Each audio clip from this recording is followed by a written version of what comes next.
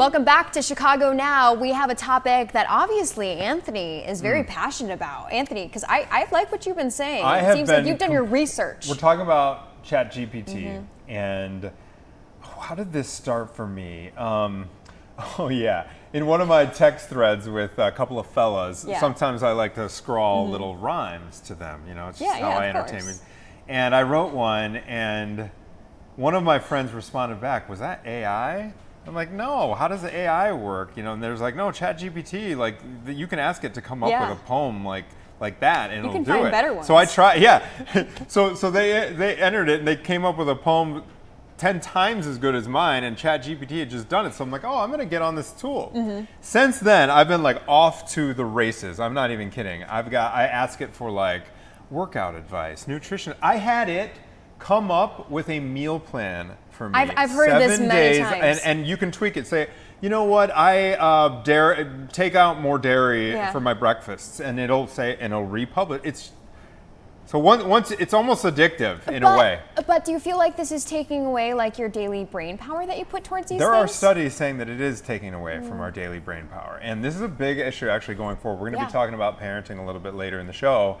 And it is having an effect, apparently, according to scientific studies, that we're outsourcing a lot of our cognition to these AIs. But one more recent development is Sam Altman was recently interviewed saying that our chats with ChatGPT could, in theory, be subpoenaed. So that comes probably as a shock to a lot of us. You think you're typing into a, like a therapist or something, anonymous thing. Hey, this conversation's going nowhere.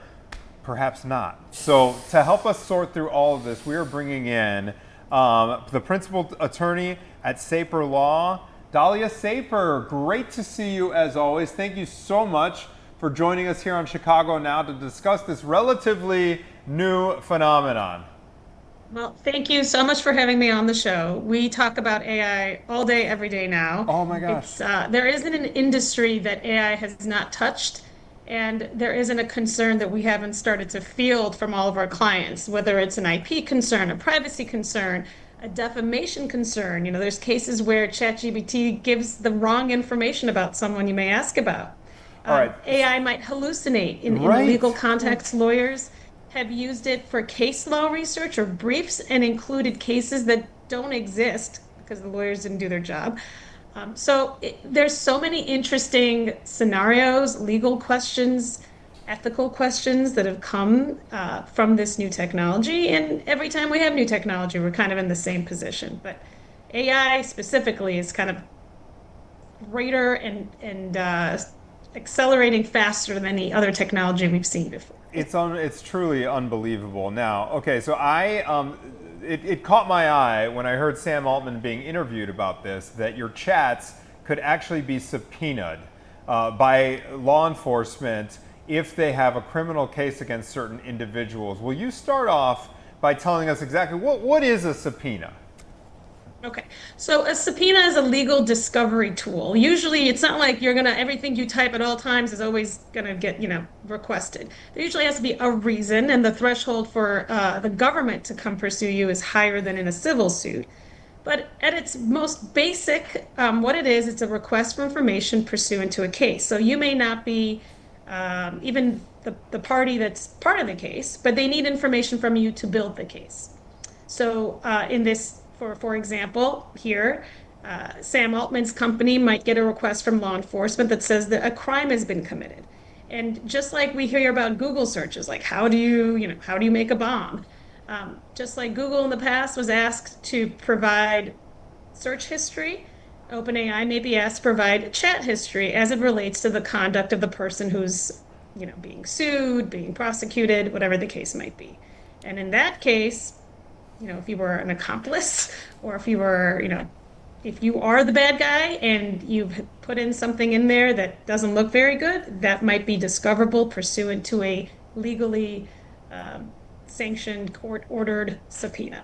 So Daliah, do we know, is ChatGPT getting a lot of requests, or are they having law enforcement come to them a lot and saying, hey, we need this information? Did he hint at any of that? The reason this has become kind of hot topic is because it's actually pursuant to an IP lawsuit that this has come up.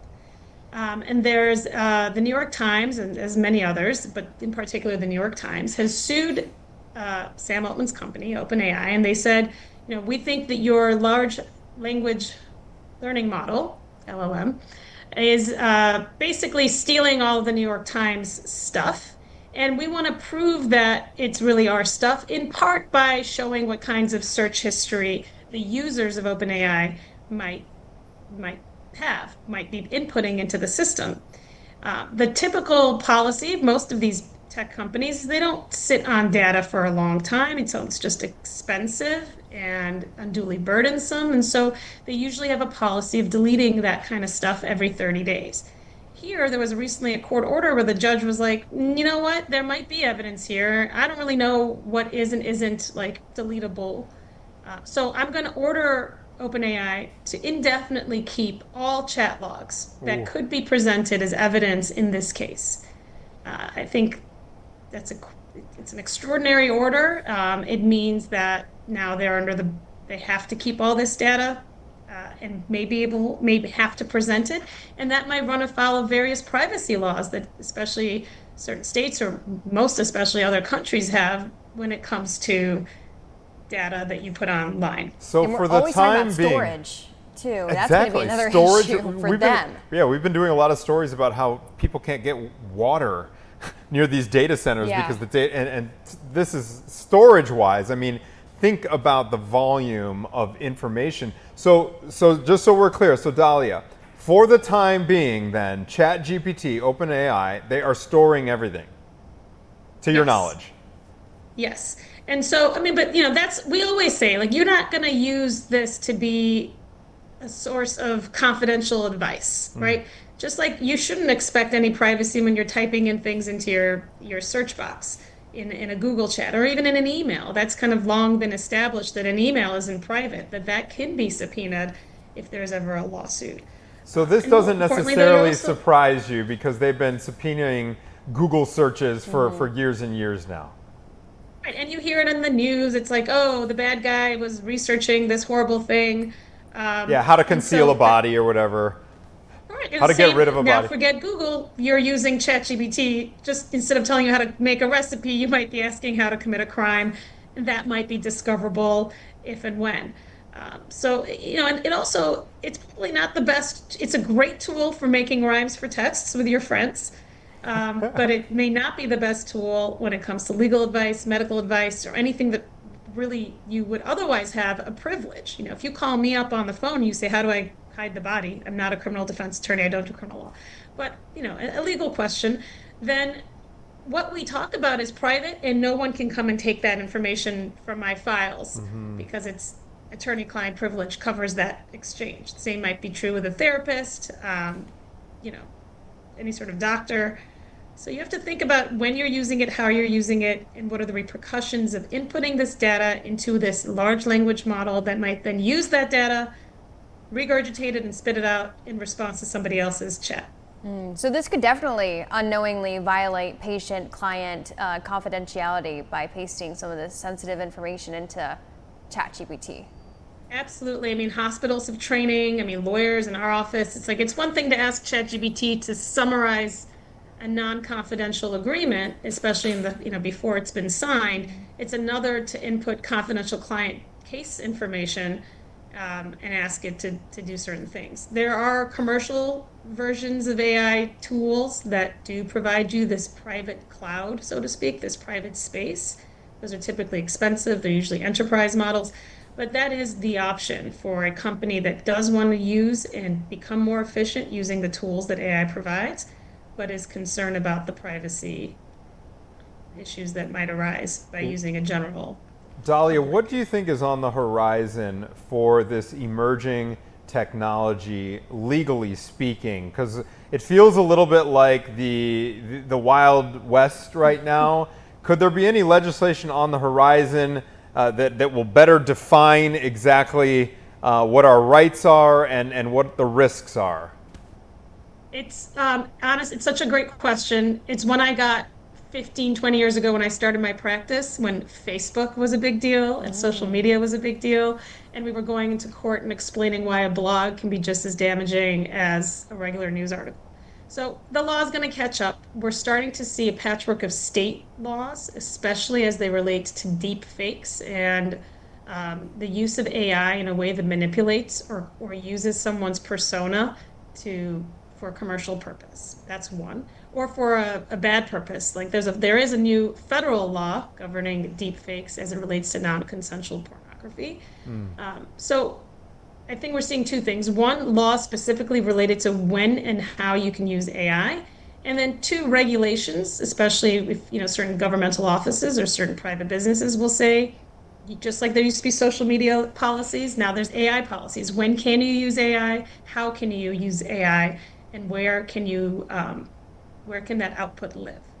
Well, you said that the legal system, they're catching up, and quickly, but are they keeping up with where AI is going and maybe is going in the future? We're following all of these cases very closely. It's still a gray area. There's so many IP lawsuits. There's so many defamation lawsuits. There's so many cases where, like I mentioned, AI is used as evidence or as the source of the pleading, and it's been incorrect.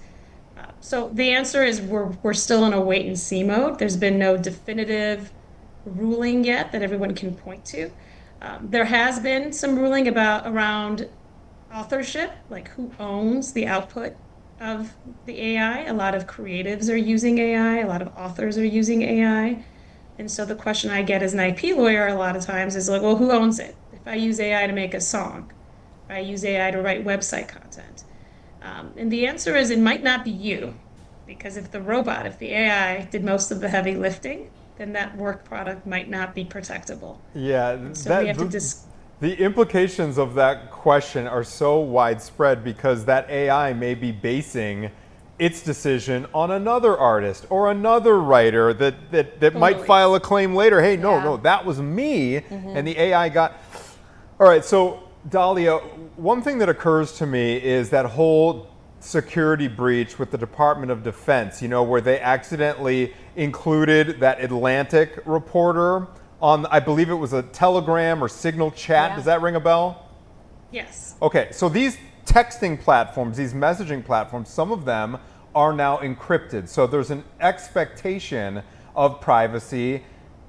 And I don't know if those records can be subpoenaed or if they just disappear forever because they're all encrypted or they're undetectable. Do you foresee there being a version of AI which is like those messaging apps, which is completely encrypted, or an AI where it gets deleted from all servers as soon as the interaction happens? I think it's definitely a business model that would be developed right now in this particular case involving the New York Times. That's not an option for them unless they're able to appeal that order. The technological challenges that butt up against the legal procedural challenges is something my firm deals with on a daily basis. And I'll give you a better example.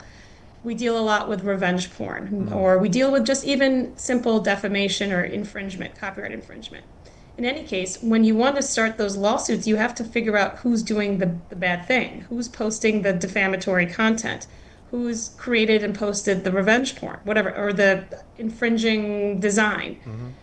If that person is doing it from an open IP address, or like if they're in a hotel or in a Starbucks or somewhere where their actions are tied to a static location without getting too technical, sometimes those cases can't even be brought.